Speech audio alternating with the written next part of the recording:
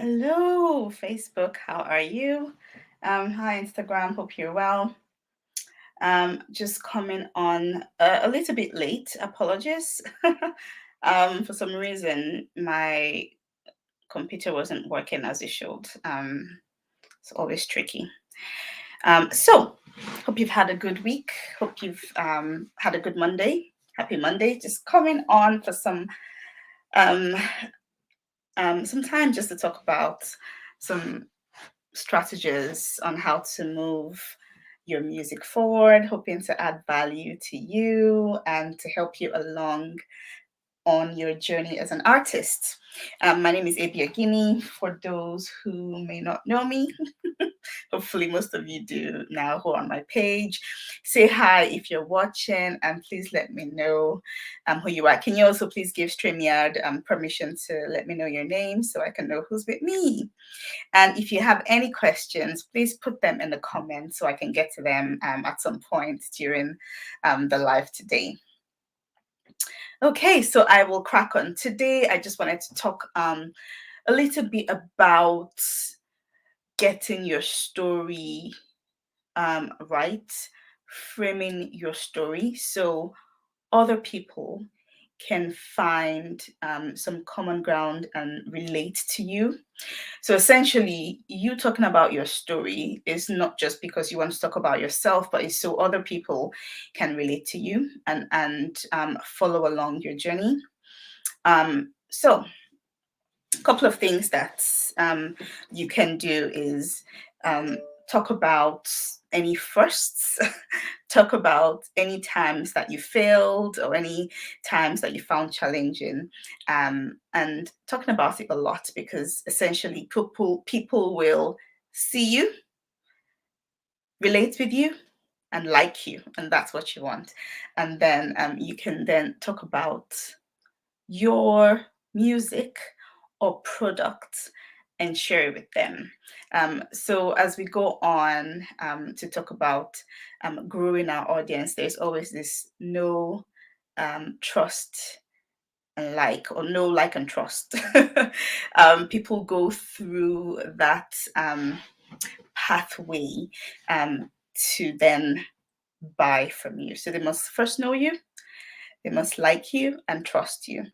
And it can take a while to build that with your audience. But those are essentially things that we should be thinking about when we want to grow our audiences. One of the things that you might need to do is to consider doing regular broadcasts, going live regularly, which is what I am trying to do. And it's essentially just to relate to people, to add value to people, and yeah, to just get to know them better as well. All right. So um, I'm also going to be doing a podcast soon. Um, and I will be essentially talking um, and referring to my podcast as I go along. So, yeah, this should be interesting. Okay. So, um, many of you may know me as a doctor, wife, singer, um, music business coach, and you may not, you might just think, oh, things are going really well, but actually, it's been a journey. And if you had known me many years ago, in about 2006, there was a particular night that really changed the course of my life, and I think started me on this journey. And there are some lessons that I will try to extrapolate from this story as I go along. But essentially, I remember standing at the bus stop on this night and I was in tears. I was crying, tears streaming down my face, not really caring about who was walking past or standing next to me waiting for the bus stop. And knowing that once the bus got there and once I got on the bus, I was walking away from my support system and the community that I had known for several years after I had moved from Nigeria to Dublin. And what had happened a couple of hours before that time, standing at the bus stop, was that I had gone to a midweek service in church, and I had been stood up by the pastor of the church and essentially publicly shamed in front of the congregation at that time. And he had said things like I was lying, I was a liar, I had done some things to lead youths astray in the church. I was lying to my parents.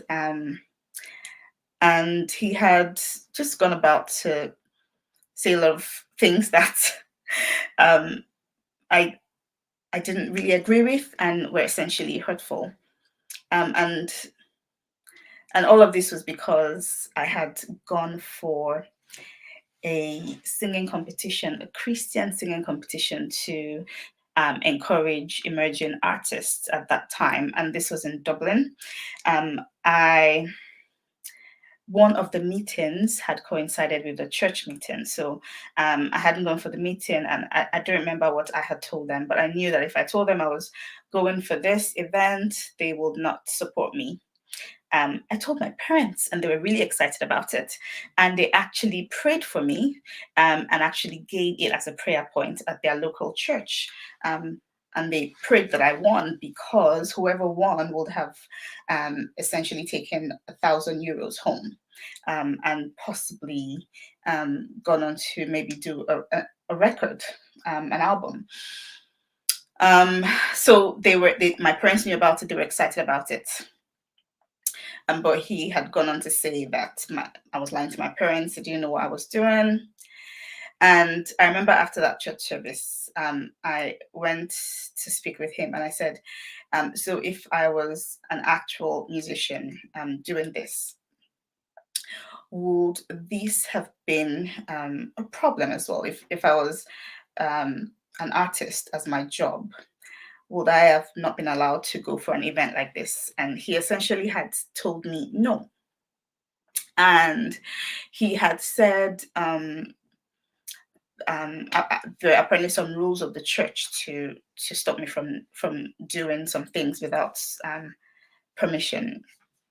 So I had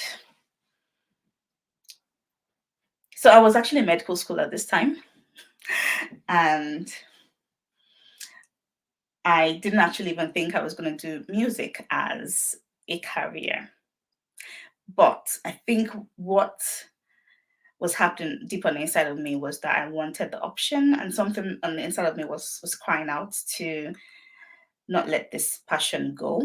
Um, so that night I walked away, and I essentially thought to myself that I did not want to stay in an environment where a gift that God had given me, I wasn't allowed to pursue it. And this was not the first time that was happening in that setting. I had tried to organize a concert, like a worship concert as well, a couple of months before that, and we had started to put together a band, pick out songs, and the pastor had stopped it. So there was a lot of no's for no good reason, for people who were just passionate about their music. So I didn't want to stay in a place where someone would curtail my desire to go after my passion. And I knew that God had given me this. So I walked away. A couple of years after, or a while after, I met up with an emerging producer at the time as well, and I had written a song, and he produced it for me. And it was actually beautiful. I loved it. It was a great experience. But I didn't know what to do with it. I tried to put it out into the public and didn't really know how. And it just sat on my laptop. I must have sung it in church a couple of times, but I didn't know what to do with it. And I didn't have a mentor. I didn't have a support system of artists and people that could point me in the right direction. So that was a win, but I still couldn't see how I could do music on the side and be in medical school as well. And over the years, I had just continued to sing in church and serve in church on the music team because I thought this was definitely what God had planned for me. But I had the option of doing more if I wanted to. And COVID happened. And a lot of coaching and a lot of communities went online. And then lots of people went back to things they had been passionate about, or picked up new skills, or brushed up on old skills. So I went back to songwriting, I went back to voice training, and I joined a couple of challenges online, and it was really good. It was great. But there was a particular challenge that I joined, and it was by someone called Brad Goldemond, and he had brought together a couple of artists, well-known artists in the States, and he was calling people who had the desire in their hearts to write, to use their gifts, to use their music to bless the church, to use their music to encourage people to do more with their music. And he had essentially run Facebook ads and gathered people to come together to do a challenge, a 5-day challenge.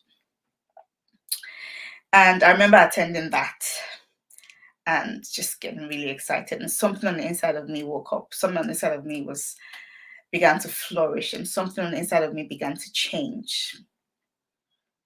But I still thought, sure, I'll write a couple of songs, and we'll see what happens with it. And I still didn't actually envision doing more with it and releasing it out into the world. Because I still thought, as a musician or an artist, you have to be this person who is able to tour. You should know how to do this. You should know how to do this. And a lot of things were just not on the card for me. So I just thought it was impossible. And it wasn't until one night when I had gone to bed and woken up in the middle of the night to use the loo. And within just that 5 minutes, or I don't know how long it was, a song essentially dropped into my spirit, and I ended up writing a song from start to finish in a very short time. And I thought it was a lovely song, and I was excited about it. And when you do something you think is amazing, just the way a child does something, maybe they do a work of art, they paint, they color. What do? They go show it to mom, to dad. They go show it to people, say, look what I did. And hi, Auntie Nebi. And I really was excited. I couldn't wait to share to people what God had dropped in my heart, the song that I had written. And then it all of a sudden occurred to me that, why was I getting excited? I didn't have any setup to share any songs whatsoever with anyone at all.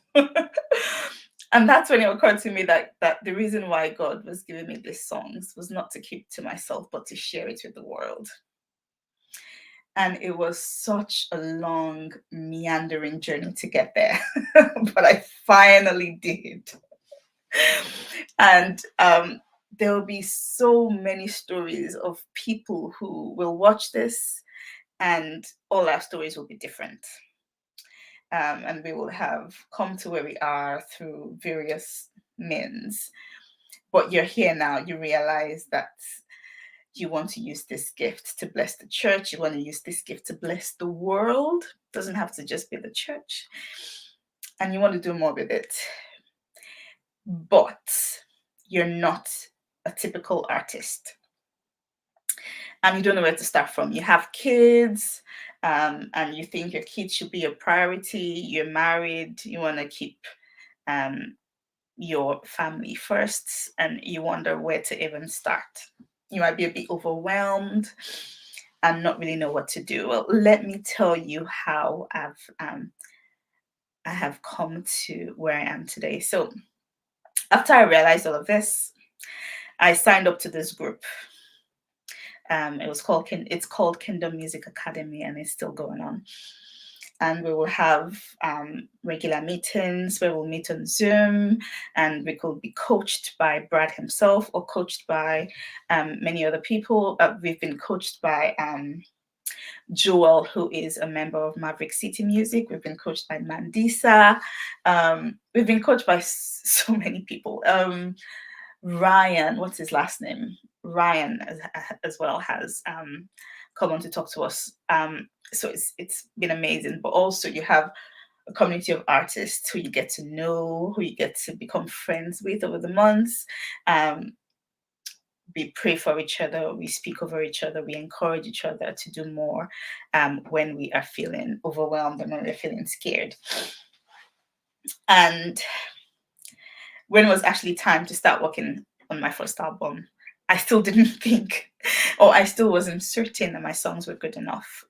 So I took it even further and signed up to a one-on-one song mentoring program, where I signed on to meet with a coach, songwriting coach, once a month.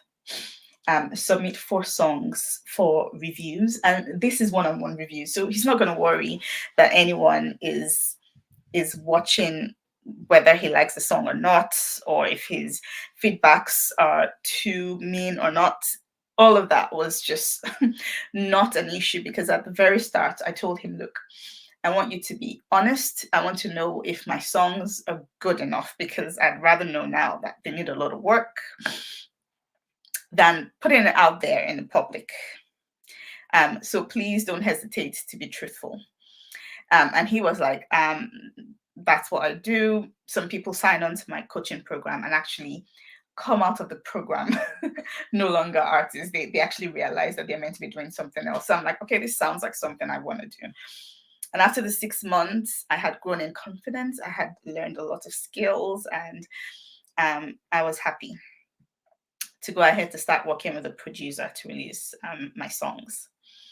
And after that, I remember talking to him at the end of the 6 months and saying, look, I understand the process of songwriting. I even know what to do when I go to the studio, and how to create a wonderful sounding track. And probably I know how to release it now, but what next? What is next? And I signed on to a one-on-one music business coaching, because I'm like, I don't know what I'm gonna do next. So I'm gonna release it and then do what? So it was another what was it, 6 weeks or 6 meetings, and it was called Get Your Act Together, and a lot of insightful stuff learned. This was with Andy Baker, who is someone who also leads a community as well. So yeah, he talked me through how to set up the business, and the various things I could do to keep releasing my music and to keep blessing people with my music. Thanks, Auntie Nabi. She just said, well done, dear. Wow. So essentially, I have learned over the last couple of years from several coaches. And it's been a journey. I'm still learning a lot, and there's still a lot that I'm actually yet to implement. But I've realized that this is going to be different for different artists. So I wanted to extrapolate a couple of lessons from this story. Um, Number one, no one should have the right to tell you what or who you can be, what your life can be. Only God and you has that power, has the right to actually set a vision, set goals for yourself. Because when I was learning, thankfully, I came across artists who had families, had little children, we're working full time, and we're still having or doing music on the side. And I began to see that it was possible to be a doctor and a musician. I began to see that for myself, which is why I grew in confidence as well and learned from them how to do it. So, regardless of who you are, where you are in life, you can have whatever kind of music business you want to have. It could be full time, it could be part time. You set the terms. It's up to you. You make up your mind and you go for it. You can have whatever kind of business you want. Um, Many people think, oh, am I planning to leave doctoring to go into music full time? Actually, that has never really been a goal of mine. I do enjoy being a doctor, and I do intend to continue to do it side by side. But that's me. You could be totally different. You might not really like what you do and you want to go into music full time. And the question you have to ask is, how do you do that successfully? Well, there are people who have done it. You just need to find them and learn from them. So it's up to you. You set your terms. You can do this. The second thing that I would like to extrapolate is that it's it's going to be um, there's going to be ups and downs. It's not going to be a walk in the park. It's going to be hard work. There's going to be times when you'll have to sacrifice, when you'll have to invest in yourself, when you'll have to let some things go and make some tough choices of, okay, I'm going to have to cut down on my um, on spending money on this. Take out, eating out. There's lots of things that you can pull back on if you actually just find the time to assess it. There are things that you can change. There are time-consuming things you can cut back on so you can make time for your music. It's hard work. That brings me to one of my values. It's persevering faith. So my branding is Ibiogini Music, bringing contagious joy and persevering faith. Persevering because you're going to have to keep going. Not everything is going to go your way at first. Not everything is going to have the intended results you were hoping for, but you're going to have to keep going because it gets better, it gets easier, and it's worth it. I had a challenge recently, and after I remember after talking through all the things you will have to do to build a thriving music business, someone said, actually, maybe I don't know if I want to do this anymore. Because people get overwhelmed thinking of the future and all that they have to do. And I actually have a strategy to handle that. It's overwhelm comes from when you worry about all the things you have to do in the future. If you just focus on now, what you're doing now, that overwhelm disappears. You have a long list of things to do, that's fine. Prioritize, just pick your top 5 or top 7, and the rest of them, let them go and just walk down the list of those things. Work on one thing at a time and that overwhelm will be gone. So, persevering faith, meaning there is someone who has set this all in motion, and he has a plan and purpose. And through all of the busyness and the hard work and the perseverance and the disappointments, through all of it, he's working out this purpose for us. And his promise to us is that he has good plans for us, a good plan for us. So, my faith in a God who is bigger than all of this and who has the power to steer things in my favor, that faith keeps me going and can keep you going.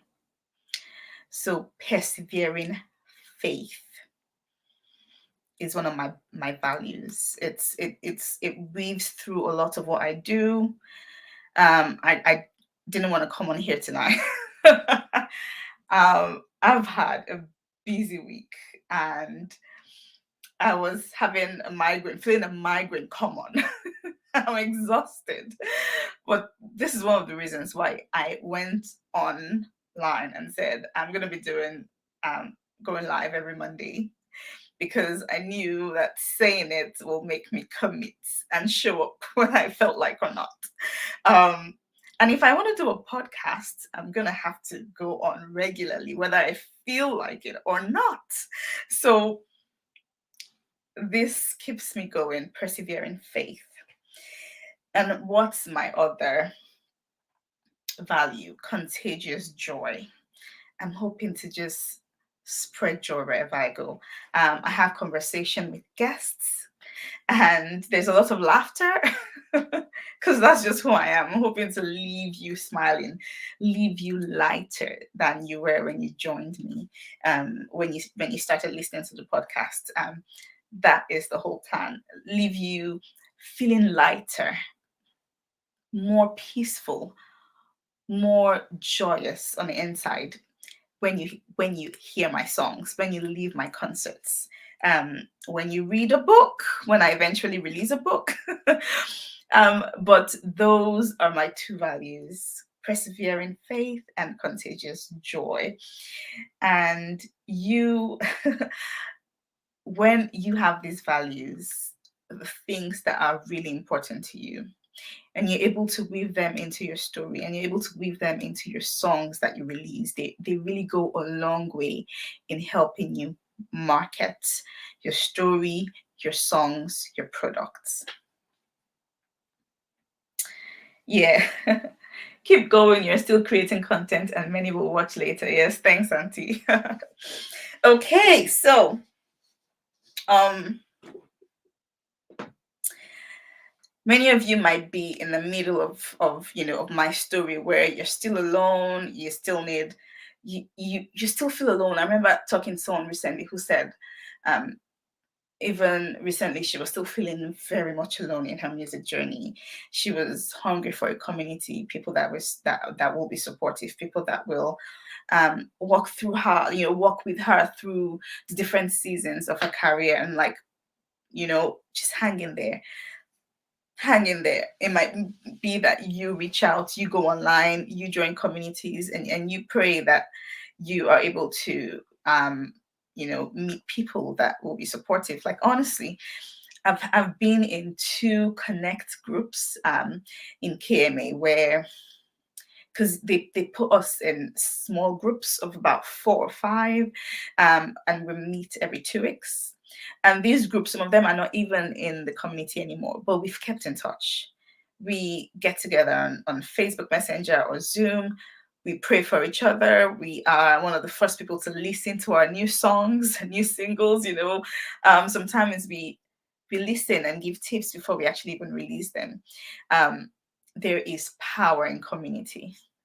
So if you're in that middle phase where you have a song and you don't know what to do, hang in there. You will get to the point where you feel you've arrived in a spacious place filled with all the support you need.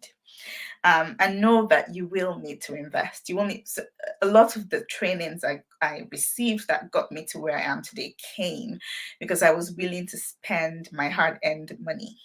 I didn't think of it as a waste. I thought of it as an investment in myself because I am a rich soil for planting. And because I'm a rich soil, I know that I will produce a harvest in time. That's how you have to start thinking of yourself. You are a rich soil to plant in, and you will produce a harvest. So don't think of it as waste. Sometimes it's a struggle, knowing that, oh, should I spend this on groceries for the kids, or should I spend this on my music? But remember that when you step into that harvest, they will benefit as well, and your vision should also be shared by your family because when you're making sacrifices, they will end up making those same sacrifices. So get them on board, tell them what you're planning, um, and take them along with you on this journey. Okay. Um, any questions? I'm going to start to wrap up now. Thank you so much, Auntie. Off you go. Take care. Bye. Any questions from anyone listening so far? So, I've talked about all of us having stories and how you can tell your story. Most of us will have an early stage where we might have felt some kind of loss. We might have had a middle phase where we were in a better place, but we're still not winning. Or you can call it a false win. And and then all of us will eventually end up in a spacious place where we are thriving. And we can weave these stories into our products, your song, your branding, your message, your vision for your community that you are raising, for your audience that you're putting together. You can weave all of that into it. And that is a great way to market what God is doing. The vision God has given you, that is a great way to do it. Okay, so hit me up below. Let me know if you have any questions. Let me know if that has blessed you. If you found that valuable at all, let me know. I'm going to head off now till next week, same time, 8:30. I will set up my tech much earlier. All right, take care, y'all. Take care. Bye. Have a good night.